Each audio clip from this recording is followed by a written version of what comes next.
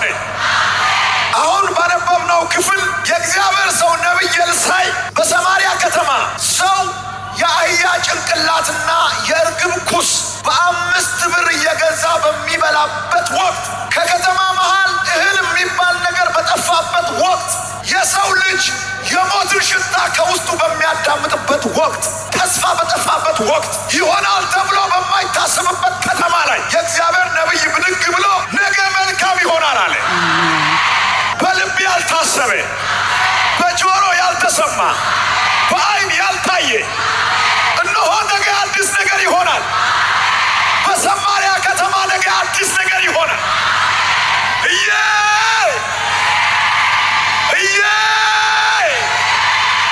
እህል የሚባል ነገር ከሰማርያ ከተማ ተጠራርጎ ጠፍቷል። የሚቀመስ ነገር በሌለበት፣ በእጅ የሚዳሰስ በዓይን የሚታይ ነገር በሌለበት ከተማ፣ ቅድም እንደጠቀስኩላችሁ ሰው የእርግብ ኩስ በ5 ብር ገዝቶ በሚበላበት፣ ሰው ሰውን መብላት በጀመረበት፣ ሰው ግራ በተጋባበት ከተማ ላይ የእግዚአብሔር ነቢይ ቆሞ እንደዚህ ይላል። ነገ ይላል በ24 ሰዓት ውስጥ አለ በዚህ ከተማ መልካም ዱቄት ይሸመታል። አመናችሁም አላመናችሁም ይሆናል አለ። የእርግብ ኩስ በሚበላበት ከተማ፣ ሰው ሰውን በሚበላበት ከተማ ቃል ከአፉ ከወጣ ይቻላል። አልቋል የምትሉት ነገር ሲመጣ ያለው ይቆማል ብለሽ የምትፈሪው ነገር ምንድን ነው? አይቆምም፣ ይቀጥላል። ይወርቃል ብለሽ የምትፈሪው ነገር ምንድን ነው? ጸንቶ ይቆማል፣ አይወርቅም። እስኪ ጎናችሁ ካለው ሰው ጋር አትጠራጠሪ ይሆናል በየት። የእግዚአብሔር ነቢይ ኤልሳዕ ትንቢት ሲናገር የተናገረበት መንገድ በጣም ይገርማል። ደመና በሌለበት፣ ነፋስ በሌለበት፣ ምልክት በሌለበት ከተማ መሃል ቆሞ ነገ ብሎ ይናገራል። በ24 ሰዓት ብሎ 2 ቀን 3 ቀን አይደለም፣ 1 ሳምንት፣ 1 ወር፣ 1 ዓመት አላለም። ነገ ያለ ነገ በዚህ ሰዓት በዚህ ከተማ ታምር ይሆናል አለ። ምን አይነት ታምር ሲባል በጣም የሚጣፍጥ ዱቄት፣ በጣም መልካም ዱቄት። ነገ የአህያ ጭንቅላት አይሸጥም። ነገ የእርግብ ኩስ በዚህ ከተማ አይሸጥማል። ታያላችሁ፣ ነገ መልካም ዱቄት በዚህ ከተማ ይሞላል አለ። ሰይጣንን ግራ የሚያጋባ ትንቢት አውጃለሁ ዛሬ። ዙሪያችሁ ላይ ያለው ነባራዊ ሁኔታ አትመልከቱ። የእግዚአብሔር እጅ ከሁኔታዎች በላይ ነው። የእግዚአብሔር እጅ ከሁኔታ በላይ ነው። የእግዚአብሔር ቃል ከሁኔታ በላይ።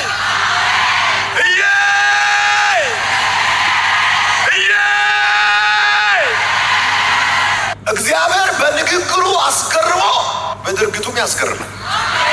እግዚአብሔር ተናጋሪ ብቻ ሳይሆን አድራጊም ነው።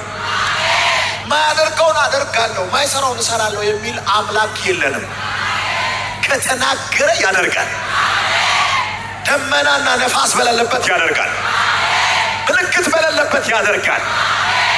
አጠገብ ያለውን ሰው ነገር ግን ከተናገረ ያደርጋል። በባዶነት የተከበባችሁ ሰዎች ለእናንተ የምስራች ቃል ይዤ ነው የመጣሁት።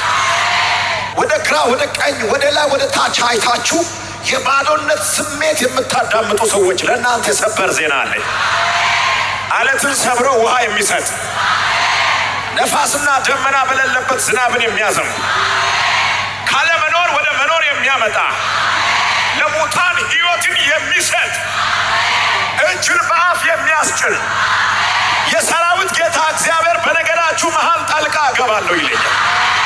አስደንቃችኋለሁ ይለኛል። አሜን ላሉት ሁሉ ይሆናል።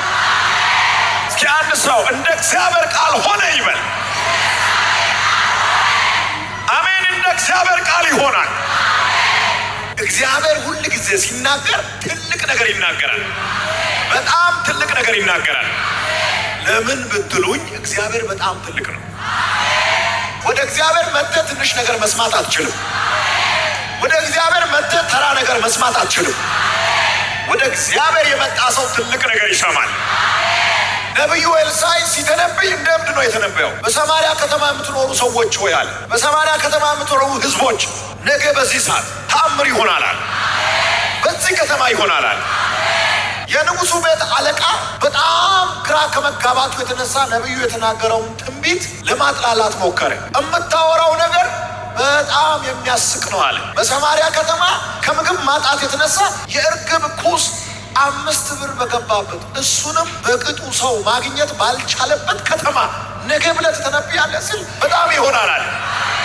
ነቢዩ ኤልሳዕን ሲናገር የንጉሱ ቤት አለቃ የምታወራው ነገር የሰማይ መስኮት ቢከፈት እንኳን የሚቻል አይደለም አለ። በተረማመሰ ከተማ ግራ በተጋባ ሕዝብ መሃል ቆሜ ነገ መልካም ዱቄት ይሸጣል ብለህ ትናገራለህ ብሎ ሲናገር እንደ እግዚአብሔር ቃል ይሆናል አለ። አትጠራጠሩ፣ እንደ እግዚአብሔር ቃል ይሆናል። እግዚአብሔር በነቢዩ ኤልሳዕ አማካኝነት የተናገረውን ትንቢቱን ወደ ፍጻሜ ለማምጣት ባሰበ ሰዓት የተነሳበትና የሰራበት መንገድ በጣም ይገርማል። 4 ለምጻሞችን ተጠቀመ። 4 ቆንጆ ሰዎችን አላልኩም። ከሰው ተገልሎ ከተማ በር የተቀመጡ 4 ለምጻሞችን እግዚአብሔር ተጠቀመ። እግዚአብሔር ሲናገርም ድንቅ ነው፣ ሲሰራም ድንቅ ነው። ልናገር ወይ? እግዚአብሔር በእናንተ ላይ የተናገረው ትንቢታዊ አዋጅ በጠበቃችሁት መንገድ ሳይሆን በሌላ መንገድ ይፈጸማል። በሌላ መንገድ ይፈጸማል። በሌላ መንገድ ይፈጸማል።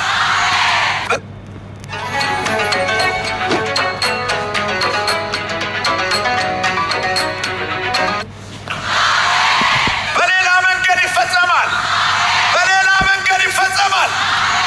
በከተማ መሃል ቁጭ ብለን ከምንሞት በራብ ከምንሰቃይ እየተራመድን እንሙት ያሉ 4 ለምጻሞች ከሰማሪያ ከተማ ተነስተን ወደ ሶርያውያን መንደር ሸሽተን እስኪ የሚሆነውን እንይ፣ ከገደሉን እንሞታለን፣ ካልገደሉን ደግሞ በሕይወት እንቀጥላለን ብሎ 4 ለምጻሞች ተያይዞ ወደ ሶርያውያን ከተማ መራመድ ሲጀምሩ የ4 ለምጻሞችን ኮቴ እግዚአብሔር ወደ ፈረስ ኮቴ ቀየረ። ድምፁን ነው የቀየረው። ከሰማሪያ የተነሱ 4 ለምጻሞች ወደ ሶርያውያን ከተማ ድንበር ሲደርሱ እግዚአብሔር የ4 ለምጻሞችን እግር፣ የነሱን ኮቴ፣ እነሱ የሚረግጡትን አረጋገጥ፣ የነሱን እንቅስቃሴ እግዚአብሔር እንደ ብዙ ፈረስ ኮቴ ቀየረ። በሶርያውያን ጆሮ የ4 ሰዎች ኮቴ እንደ ብዙ ፈረስ ኮቴ ሆኖ እንዲሰማ እግዚአብሔር ቀይሮ ላከ። በጣም ብዙ ሰራዊት እየመጣ ነው፣ ብዙ ፈረስ ወደ ከተማችን እየመጣ ነው ብሎ የበሰለውን ምግብ ሳይበሉ የተዘጋጀውን ነገር ትቶ ከተማውን ለቀው ሸሹ ይላል። እነዚህ 4 ለምጻሞች ወደ ሶርያውያን ከተማ የገቡት ምሽት ነው፣ 4 ሰዓት። ሶርያውያን እራት አዘጋጅቶ እጃቸውን ሳይሰዱ ገና እራት እንዳቀረቡ እግዚአብሔር ድምፅ እንዲሰሙ አደረገ። የተዘጋጀው እራት ትቶ ሸሹ።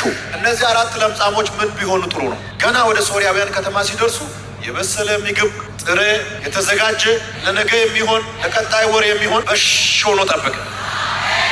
ግራ ተጋቡ። የበሰለውን ይብሉ፣ ያልበሰለውን ቦታ ያስይዙ፣ ብሩን ይበዝብዙ፣ ወርቁን ይበዝብዙ። ግራ ተጋቡ። 4 ለምጻሞች የሞት ሽታ ከውስጣቸው እየሰሙ የወጡ ግራ ተጋብቶ ከሞተን እንሞታለን ከዳንን እንድናለን ብሎ የወጡ 4 ግራ የተጋቡ ሰዎች፣ 4 በጥያቄ የወጡ ሰዎች መልስ በመልስ ሆኑ። ያመነ ሰው ካለ ሊተንብይ። በጥያቄ የወጣ ሰው አለ፣ በመልስ ይመለሳል። ግራ ተጋብቶ የመጣ ሰው አለ፣ ተረጋግቶ ቦታውን አግኝቶ ይመለሳል። አሜን ያለ የተስማማ ሰው ካለ ይሁንለት።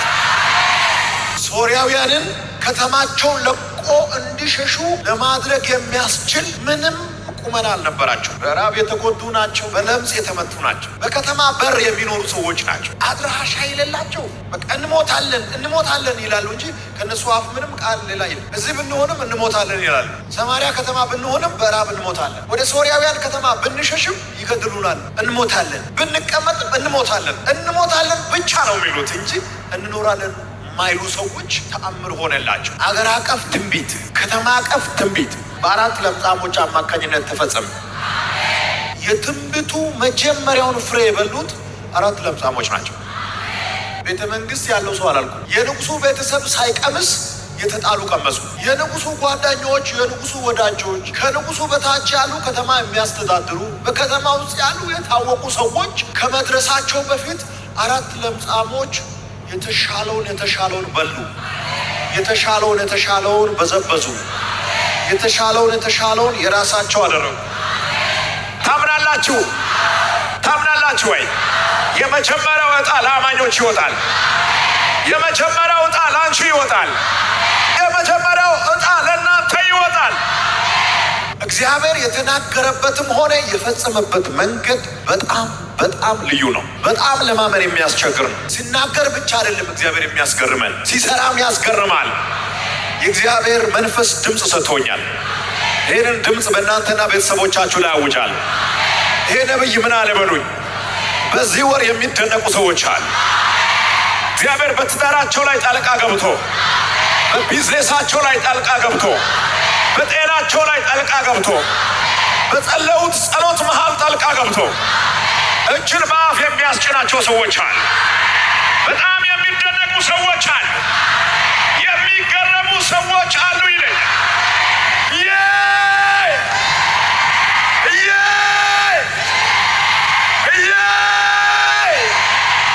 የተወደዳችሁ እናቶች፣ የተወደዳችሁ ደግሞ እህቶች ለእናንተ መልእክት አለኝ።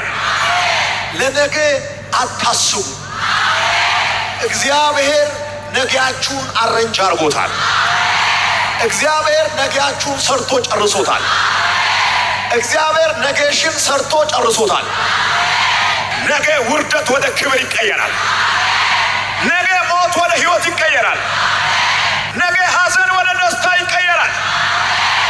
ነገ ለቅሶ ወደ ሳቅ ይቀየራል። ሳትተኙ የምታድሩ እናቶች ከዚህ ስትመለሱ እርፍ ብላችሁ ተኙ። እግዚአብሔር ሰርቶ ያድራል።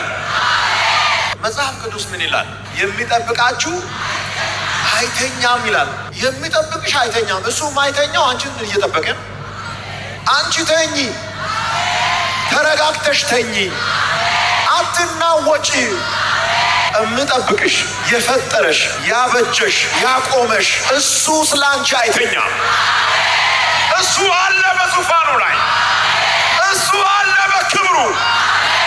ሶርያውያንን ከተማቸውን ለቆ እንዲሸሹ ያደረገው የከባድ መሳሪያ ድምፅ ሳይሆን ነቢዩ ኤልሳዕ የተናገረው የትንቢቱ ቃል።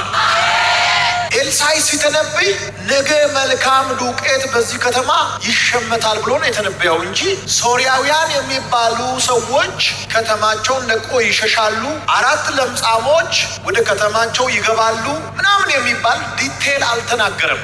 እሱ የተናገረው ድፍን ነው። ነገ ብሎ ብቻ ነው የተናገረው። የእግዚአብሔር ቃል ሲፈጸም ግን ይገርም እኮ ነው በጣም። ሰዎች በሰሙት አቅጣጫ ሳይሆን በሌላ አቅጣጫ ነው የተፈጸመው።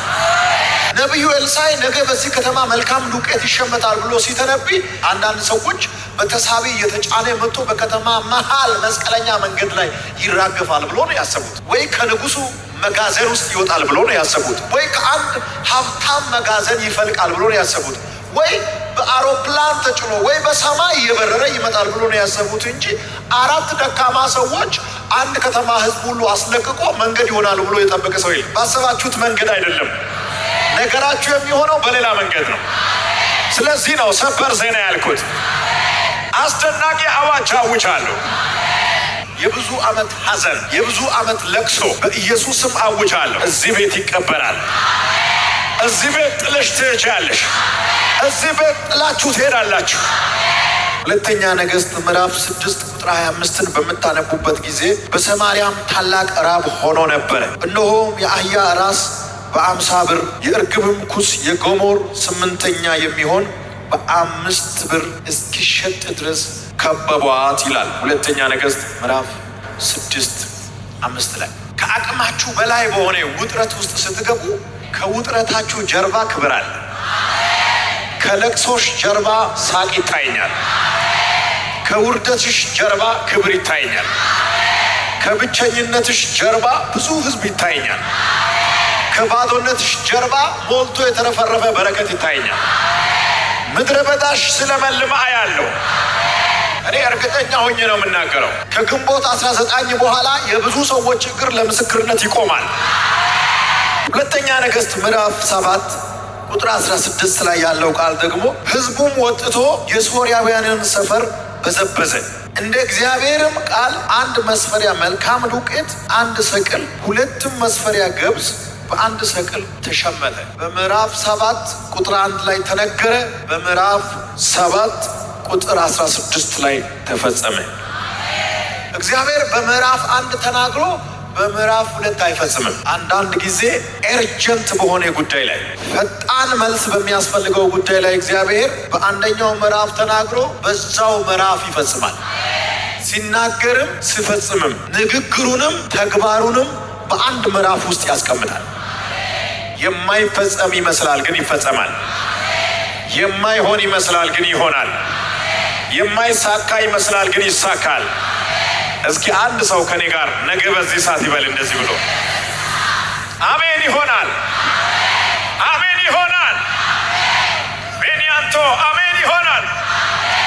አንዳንድ መስሪያ ቤት ስትሄዱ እዛ መስሪያ ቤት ያለውን አገልግሎት ብቻ ነው የምታገኙት እንጂ በሌላ መስሪያ ቤት ያለውን አገልግሎት ማግኘት አትችሉም። ማዘጋጃ ሄዳችሁ ፖሊስ ጣቢያ ላይ ያለውን አገልግሎት ማግኘት አትችሉም። ሆስፒታል ሄዳችሁ መንገድ ትራንስፖርት ያለውን አገልግሎት ማግኘት አትችሉም። ቸርች መታችሁ ግን ማታገኙት አገልግሎት የለም። የጤና አገልግሎት አለ፣ የፍርድ ቤት አገልግሎትም አለ፣ የማዘጋጃም አለ፣ የፖሊስ ጣቢያም አለ። የሌለ አገልግሎት የለም። ፍርድ ቤት አለ ያልኩት እዛ ጋር የተጣመመውን ፍርድ እግዚአብሔር እዚህ ይፈርዳል። ማዘጋጃ ያልኩት እዛ ጋር የተያዘውን ይሄኛው ማዘጋጃ ያስለቅቃል። እዚህ ቤት መጥተህ ማታገኘው አገልግሎት የለም። እዚህ ቤት መጥተሽ ማታገኘው አገልግሎት የለም። አጠገብሽ ያለውን ጓደኛ ነክተሽ እዚህ ቤት ሁሉም አገልግሎት ይገኛል። ልክ ነኝ ወይ? እዚህ ቤት የሆስፒታል አገልግሎት አለ። የሆስፒታል አገልግሎት እዚህ ቤት አለ ብዬ ሲናገር ይህንን ቤት ከሆስፒታል ጋር ማወዳደር አትችሉም። ምክንያቱም ሆስፒታል በውክልና አይፈውስም። አንዳንድ ሰዎች ፎቶ ይዛችሁ የመጣችሁ ሰዎች ለምንድን ነው ይዛችሁ የመጣችሁ? ሆስፒታል ይቻላል እንዴ? ዶክተር ጋር ጓደኛዬ ናት ብትይ ጓደኛሽ ናት፣ እሷን ወክለሽ ደም ስጪ ትባያለሽ? አትባይ። እዚህ ቤት ግን አባቴን ወክዬ ነው የመጣሁት፣ እናቴን ወክዬ ነው የመጣሁት፣ ቤተሰቦችን ወክዬ ነው የመጣሁት የሚል ሰው ካለ በውክልና ይቻላል። ይፈወሳሉ፣ ነፃ ይወጣሉ።